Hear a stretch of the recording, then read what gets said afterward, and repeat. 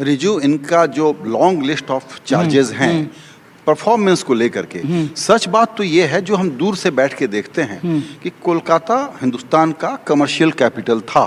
लंबा रास चला टीएमसी का, छोड़िए लेफ्ट ने क्या किया। टीएमसी ने इस राज्य को एक मॉडर्न राज्य बनाने के लिए क्या किया? वायलेंस के कौन से दौर में हम फंसे हुए हैं और टीएमसी ने क्या किया है उसमें?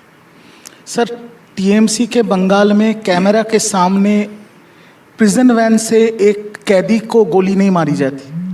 यहाँ पर उन्नाव हतरास नहीं होते। इन्होंने नौकरी का बात बोला, बहुत अच्छी बात है। बंगाल में मोदी की गारंटी नहीं चलती, यहाँ पर दीदी की गारंटी चलती है। मोदी जी का तो गारंटी था 2 करोड़ नौकरियाँ साल में।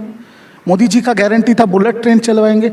मोदी जी का गारंटी था जो हमारे अन्नदाता हैं उनकी आय दुगनी करेंगे। 700 शहीद हो गए सिंघू बॉर्डर में बैठे बैठे। मोदी जी का गारंटी था 100 स्मार्ट सिटी बनाएंगे, बना है। मोदी जी का गारंटी था, रुक जाइए लिस्ट लंबा है, थोड़ा सुन लीजिए सर। मोदी जी का गारंटी था, और क्या गारंटी था और बोलिए आप। मोदी जी का गारंटी था 2022 तक सबको पक्के घर देंगे। उनके खुद के ब्लॉक प्रेसिडेंट अभी भी टाली के चाल में रहते हैं। मोदी जी का गारंटी। और दीदी का गारंटी। आपने पूछा वोट यहाँ अब किस पे होगा? बंगाल में वोट होता है लखीर भांडार पे। बंगाल पे वोट होता है 59 lakh people. MNREGA is an act which can be described and defined much better than me by Shoponda. Manrega is an act of the parliament where you are bound to pay 15 lakh workers. गरीब मजदूरों का पैसा रोक के रखा है BJP. The state government is paying that money.